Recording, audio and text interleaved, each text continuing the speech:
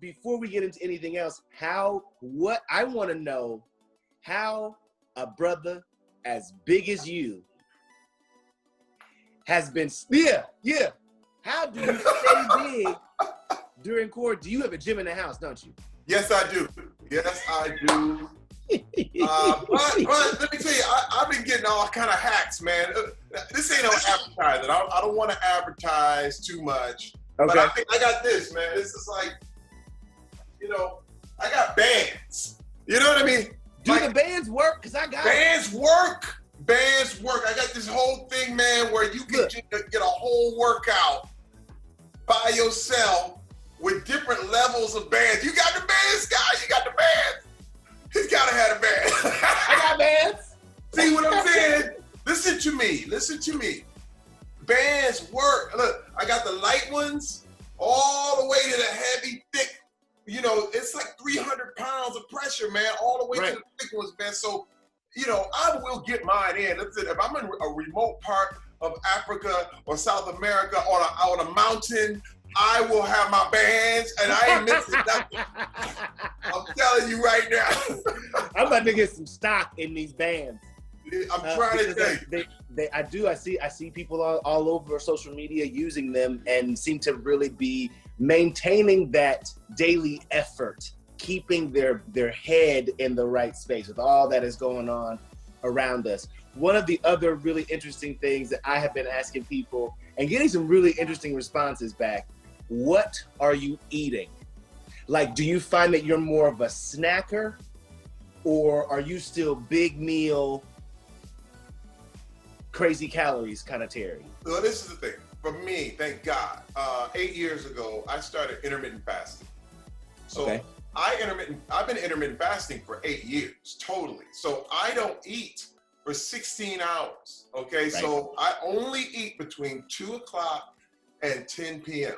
And a lot of times, if I go to bed at 8:30, 9 o'clock, I don't even, I'm already good. You know what I mean? So I really have been on a very, what's crazy is that, even in this whole thing, I realized that my discipline is suited for this. Like, you know what I mean? Like, it made me kind of happy because I realized I was like, wow, they talk about social distancing and the whole thing, but I've already been kind of doing that. Interesting. You know what I mean? Because you realize, I don't roll with, there's certain circles that I don't feel like I need to be in, and there's places where when I go, I have to have a purpose with it or whatever. And now it's literally knowing, I feel like an astronaut right now. You know what I mean? Because you're in your space station and you're doing your thing. And I view this as a challenge. You know what I mean? It's like, get better during this time. You know what I mean? And so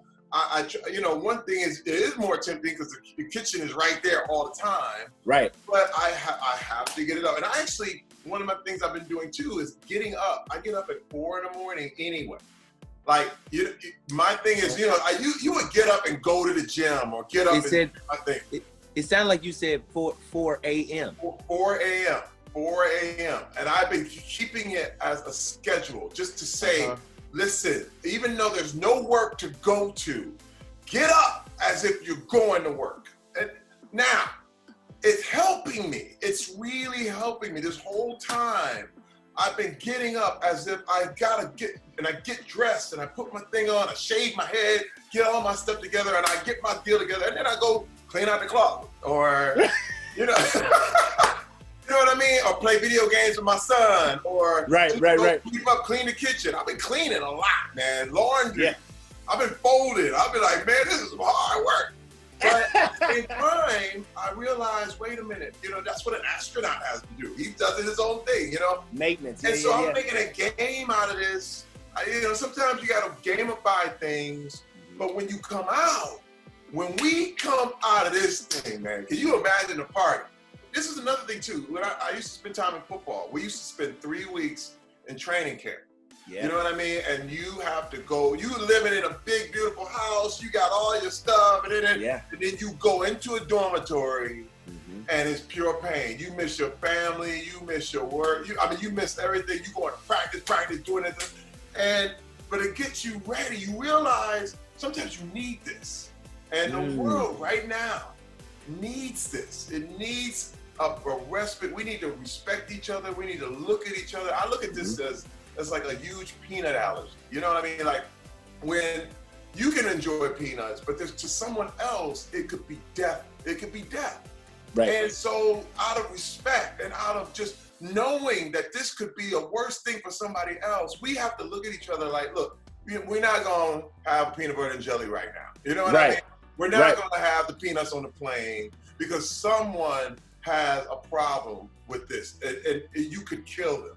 This is what we're doing right now. You know what I mean? And you got this could be your family member, it could be your friend, it could be you.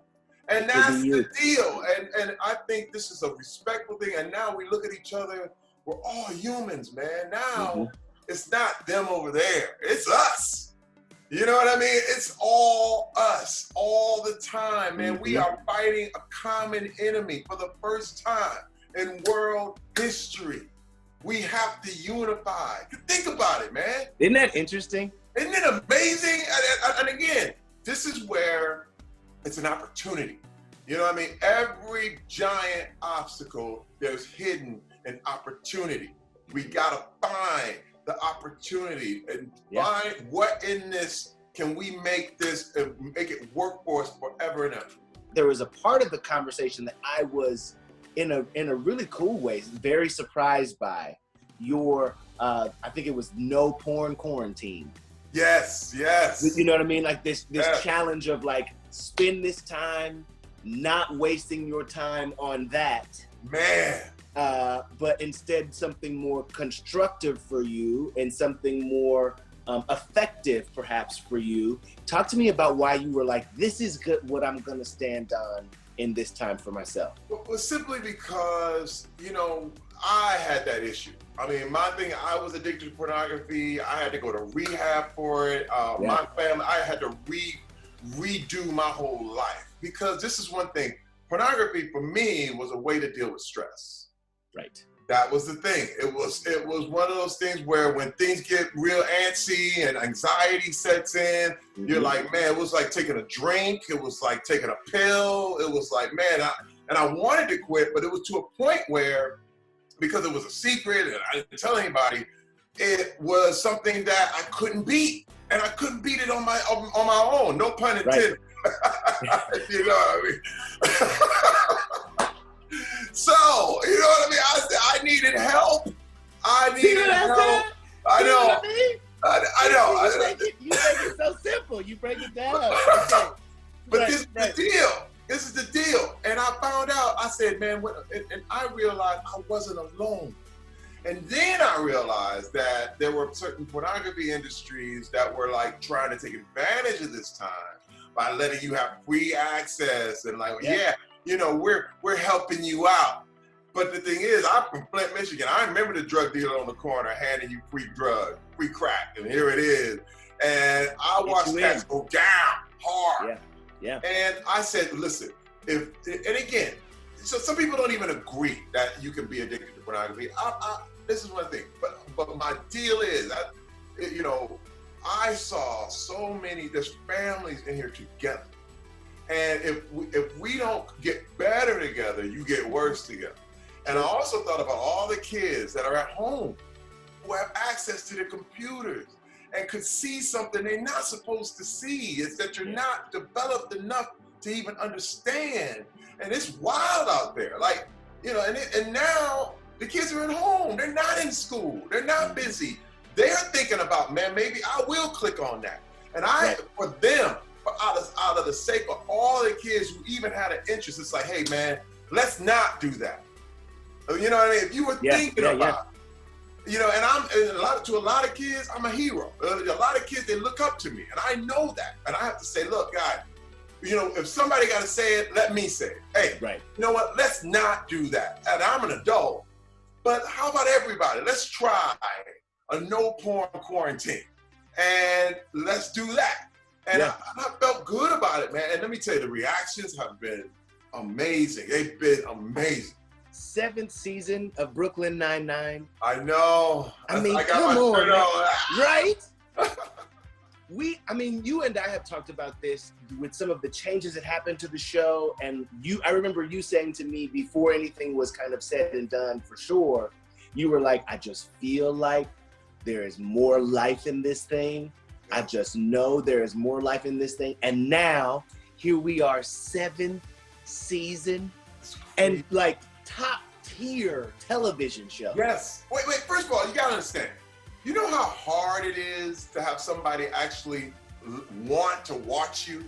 You know what I mean? Like all the shows, like, you know, there's millions of shows. It's millions of stuff. It's so many other things that people do. But the people to want to see you is so rare. It's like you have a giant diamond in your pocket. You know what I mean? And I don't lose sight of that, man. Season 7, we already got picked up in season 8. I'm just telling you, and the fact is, and this is what's scary. Let me tell you something, Scott. When I realized that we could be more popular in 15 years than we are now simply because of streaming. Friends is more popular today than it was when it was airing. So when you're talking about the binging and the people who would watch it all from the beginning right to the end, that counts for generations. That counts for my kids are gonna watch it, my grandkids are gonna watch it. You're talking about 15 years, and I look at this thing and I go, holy cow, this is bigger than I could ever even imagine, man. And I don't lose, I have not lost sight of what this really is, and I appreciate it. This is why I am the most grateful man in Hollywood, bar none. You can't be more ungrateful than me. I will break out. You will see my musical ability this season. You will see, I got, you know, I'm a flautist, okay? I play. Like Lizzo? Oh, like Lizzo. Listen, you're gonna see, me and Lizzo need to do something together. I'm trying to tell you, but listen, I'm right here. This is one of the things I have my flute. This is one of the things I love to do in my spare time. And now I got nothing but spare time. So okay, hold on. This whole thing. Hold on, Terry. You will see this on Brooklyn Nine-Nine. Terry. Yes. It looks like you putting together a flute, brother. Before you hold on, don't hold on a second. Listen, people everywhere are gonna see this. Yes. Are you sure you were ready positive to break out the?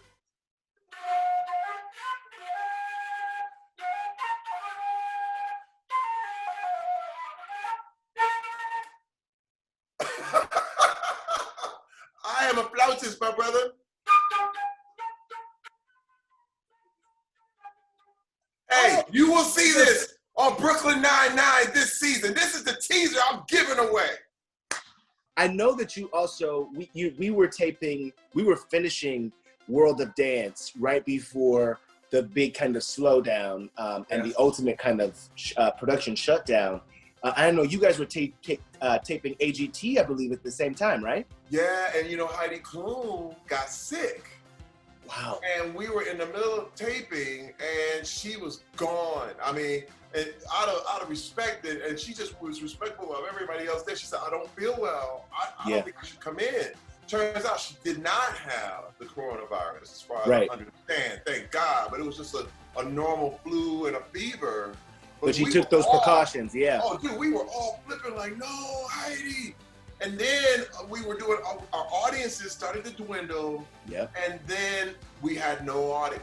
We had to do it with no audience. What did it feel like for you? Because we also did it with no audience on the finale day. Oh. Big $1 million prize, no audience. It's just a totally different feel. What did it feel like for you to be on that stage with those acts, wanting to do them justice with the judges and not have that roar of a packed Dolby theater? You know what we did? I personally leaned in. I leaned in. I let every act know that the world needs you right now. And I said, we need you to come, and you, right now, what you're about to deliver is going to help somebody out there know that the world is okay. Like, you know, just as much as people need doctors, people need entertainment. You know what I mean? Because they need to feel better. And sometimes your spirit, when you see an act and you get a comedian and you get a danger act or a fun act or a dance act, they really would provide that respite, that thing, so to let people know things are going to be okay. Other people are out there, and dude, the acts came through. You know what I mean? You would think that they would feel like, oh no, there's no act, it's all weak. No, they were like, no, now we have a worldwide purpose. You know what I mean? And it was great because we literally had 3 judges. Sophia, Vergara, Simon, and Howie were there. And then we had Eric Stonestreet come in place of Heidi for a couple times. But dude, we felt like it was our purpose. You know what I mean? Like we got galvanized. That's what we're here for. Let's into this, y'all. Let's see. We showed you that there's no audience here right now. We are feeling this just like you are. Man, I'm trying to tell you, when we come back and it's live, right now it was just auditions, and we're going into judge cuts and the whole thing, so we weren't at the finale. But when we go back to the Dolby, hopefully, I'm praying that, you know, the worst will be over and we can come out. But man, those live shows is gonna be incredible. The energy is gonna be nuts. I already know. That's all I'm waiting for. When this is over, it's gonna feel, oh man, it's just gonna feel like heaven. Next level. It's gonna be heaven. Everybody's gonna be hugging each other.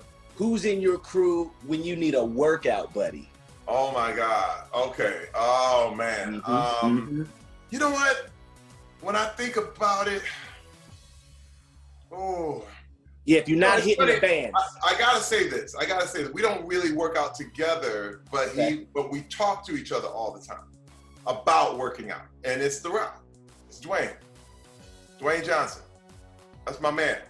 And we are always talking to each other because he's always flying everywhere, doing his thing. And he'll hit me up like, T, what do you do for this and this? And I'm like, hey man, but what do you do for this? Like when you're traveling, what's your best thing on how to recover? Hold on a second. Are you telling me that Terry Crews and Dwayne The Rock Johnson trade workout tips? That's my brother. You gotta know. I feel like that's a duh, but I'm gonna need a t-shirt. I'm gonna need a t-shirt with your chest on the back and his back on the back. Yes. And that's what I'm gonna wear to the gym. That's gonna be my. Well, listen, he's my brother from another mother in every way. And I'm telling you, we sit down, talk eating, we talk about what to do and how do you feel, what's the best thing for this. And I love that brother, man. So I would say out of everybody, that's him. Okay, so tell me, if you started a podcast in the next week, who are you going to launch your podcast with? What A-lister out there do you tap to start the podcast? Jamie Foxx. Yes! Jamie Foxx. Say no more. That's Dude, it. I'm trying to tell you, this man's got stories. He's so interesting. He's just incredible. Every time I run with Jamie, I learn something. You know what I mean? Like I'm going, oh man, I see the world better. I see the world, just all the stuff he's been through, everything coming up in Little Terrell, Texas, all the way up to where he's seen the highest highs and the lowest lows. Yeah. It's incredible. So we will be sitting there talking about that all day.